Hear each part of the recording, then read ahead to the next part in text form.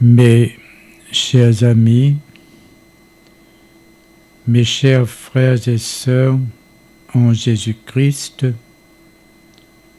le sujet de nos réflexions et de nos méditations portera sur une question fondamentale qui divise encore l'humanité aujourd'hui en l'an 2024, à savoir comment la Bible prouve-t-elle que Jésus-Christ est Dieu? Oui, mes chers frères et sœurs, la doctrine selon laquelle Jésus-Christ est Dieu est un enseignement central de la Bible et le nombre d'arguments est très grand. Je vais me limiter à quelques-uns et en particulier sur les versets de l'évangile de Jean. Dans ces versets, Jésus est appelé la parole et il est présenté comme tel. Au commencement était la parole et la parole était avec Dieu et la parole était Dieu. Jean 1, 1.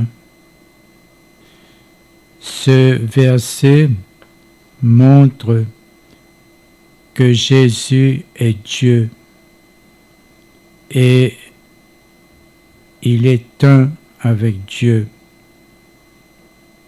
Aussi, ce verset nous montre une autre qualité de Dieu.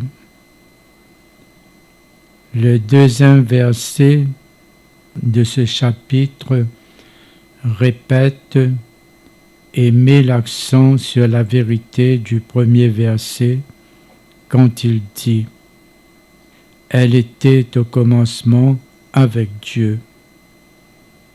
Jean 1, 2.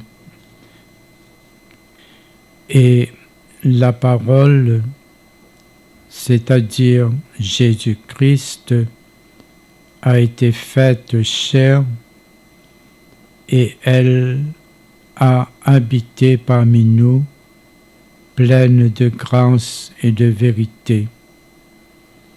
Et nous avons contemplé sa gloire, une gloire comme la gloire du Fils unique venu du Père.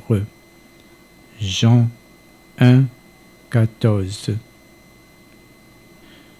Jean écrit encore « En elle était la vie, et la vie était la lumière des hommes.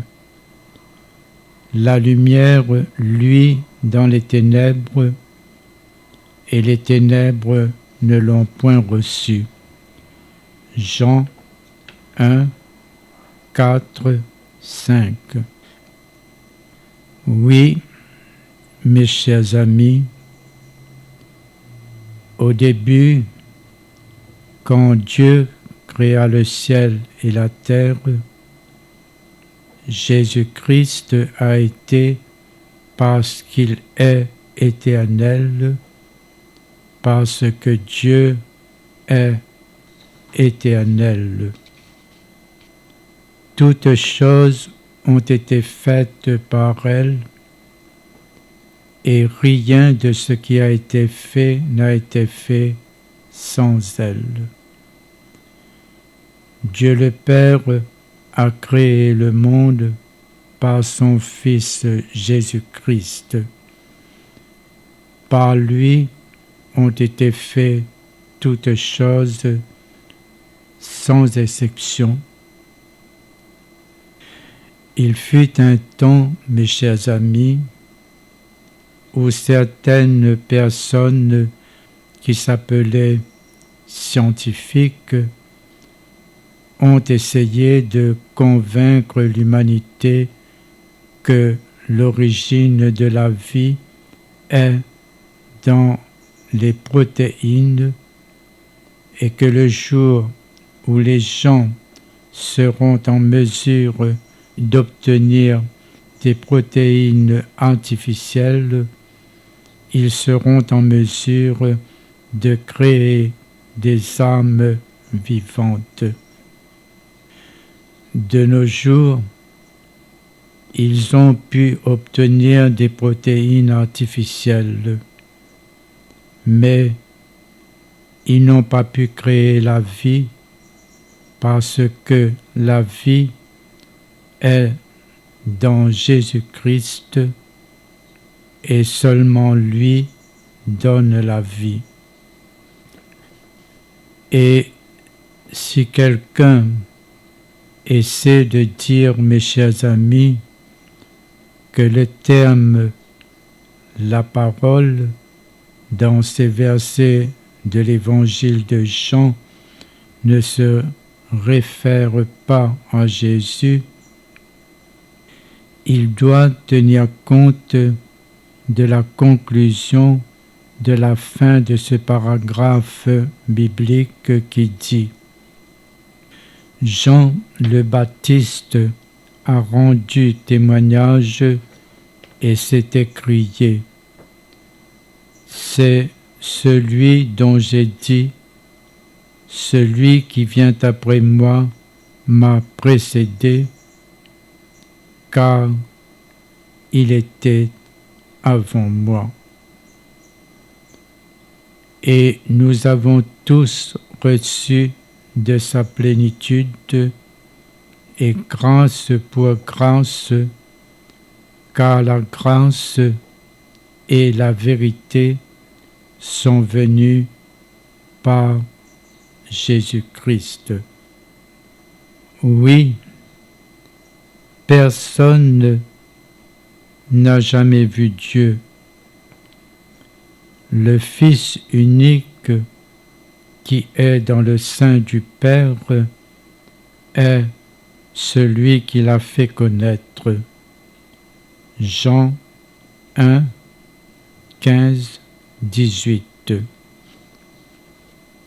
Oui, mes chers amis, nous savons que le Fils de Dieu est venu et nous a donné la sagesse de savoir qui est ce qui est vrai.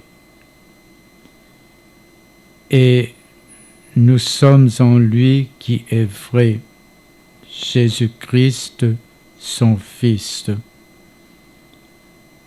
Il est le vrai Dieu et la vie éternelle.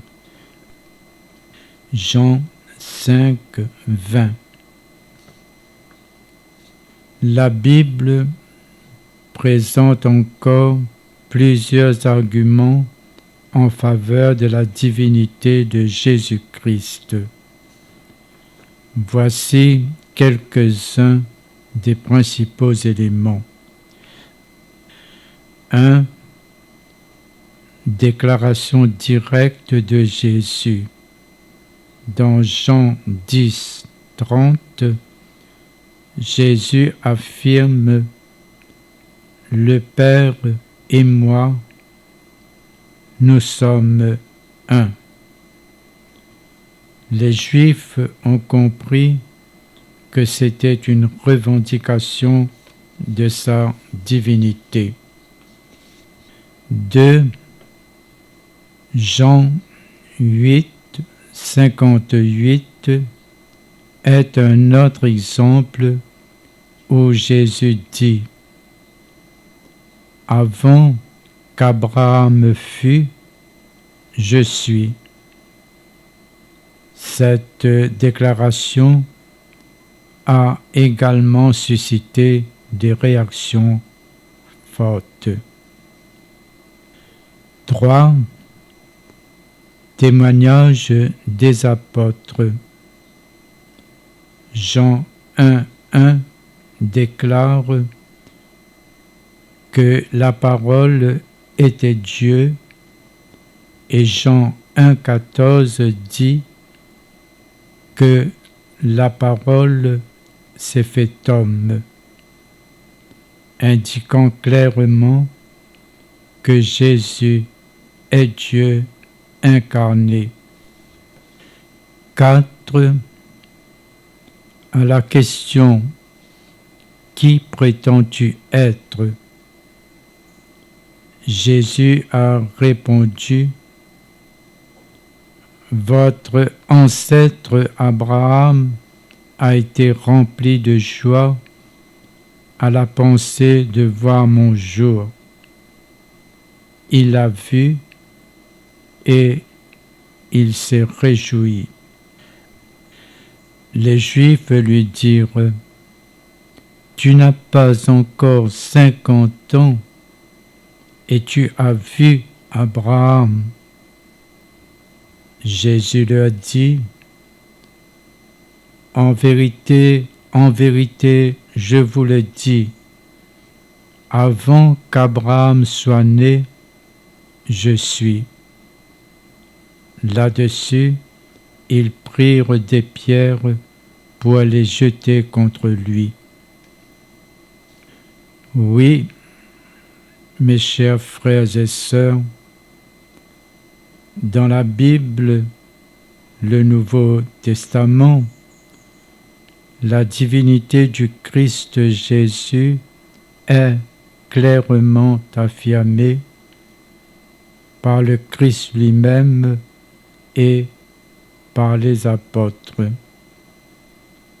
Le Christ a donné les signes de sa divinité en accomplissant beaucoup de miracles, dont le plus grand est celui de sa résurrection, signe de la victoire de Dieu sur la mort. Le Christ Jésus est le Fils de Dieu, le Fils de Dieu qui s'est incarné pour sauver tous les hommes.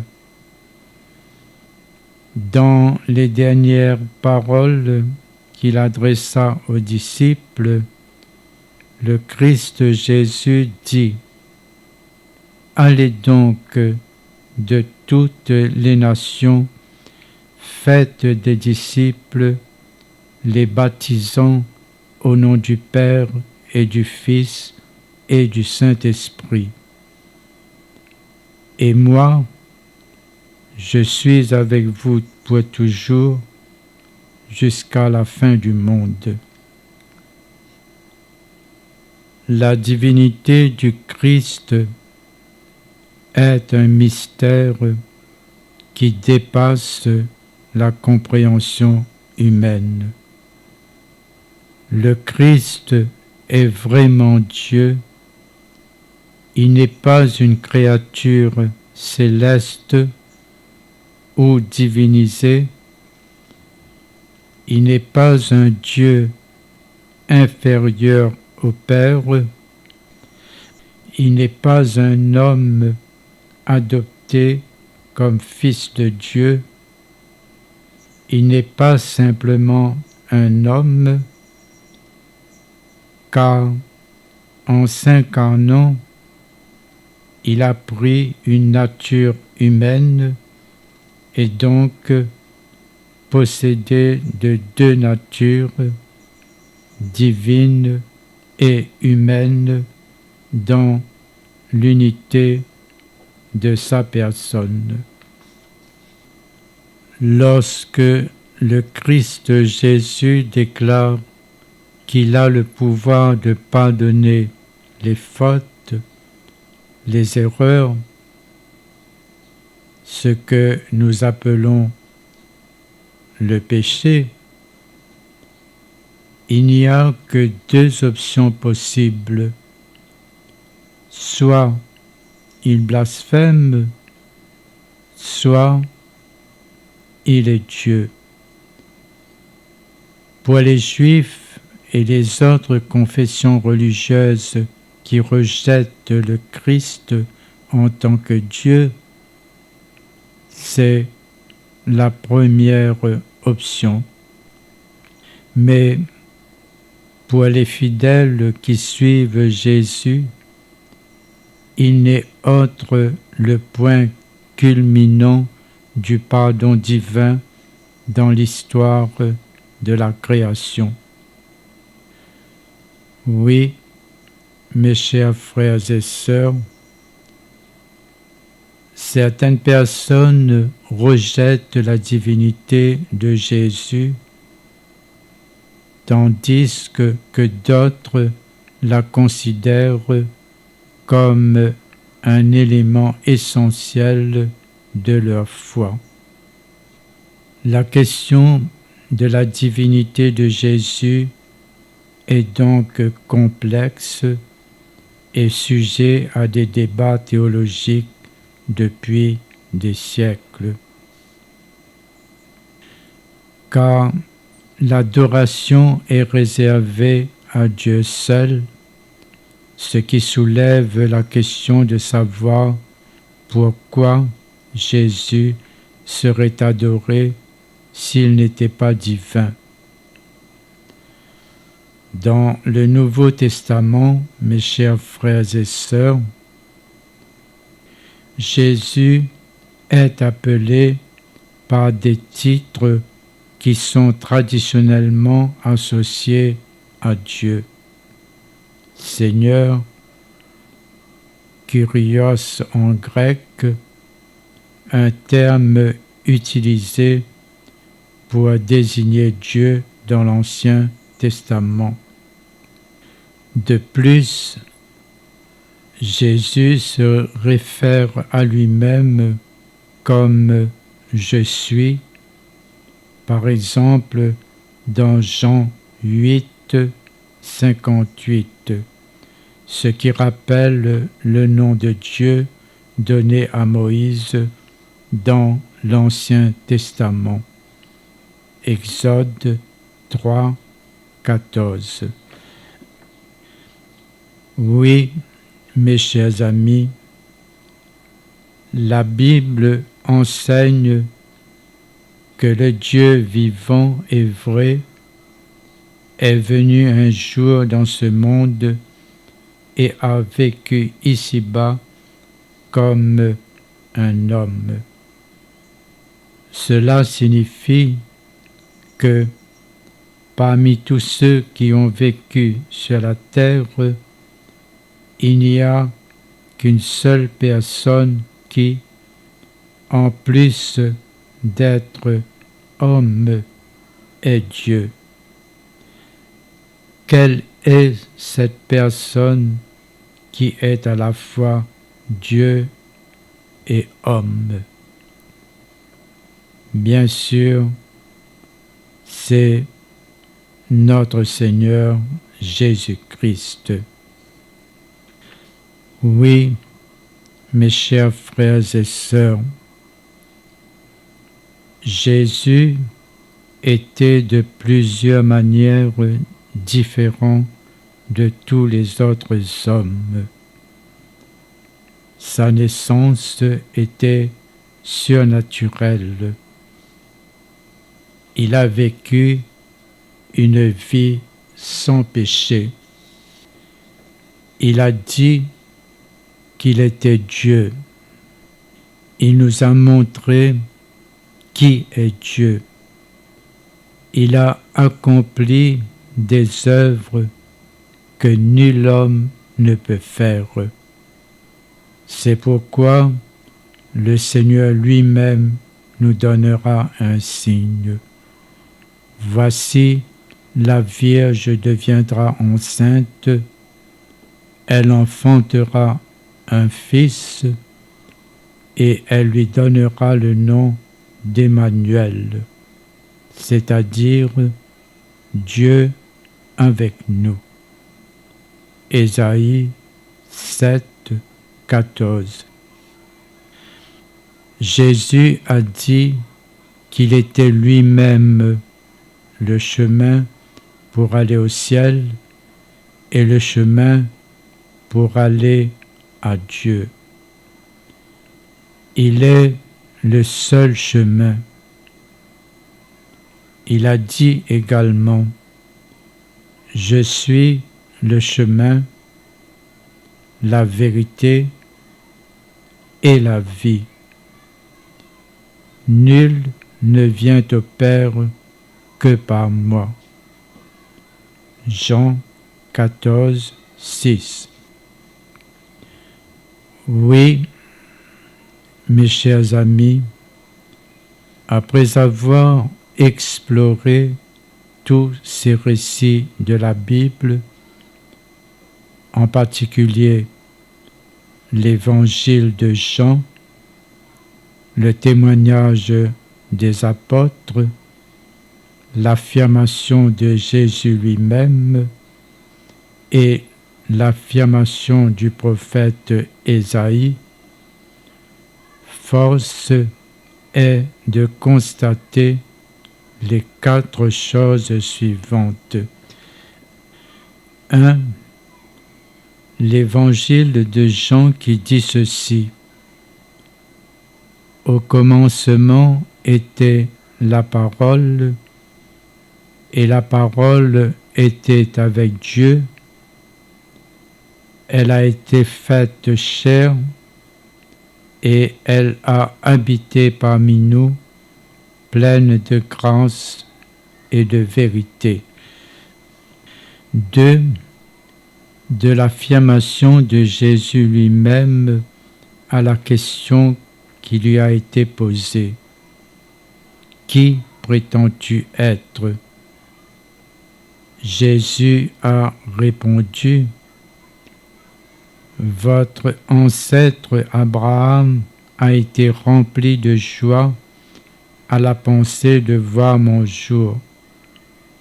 Il l'a vu et il s'est réjoui.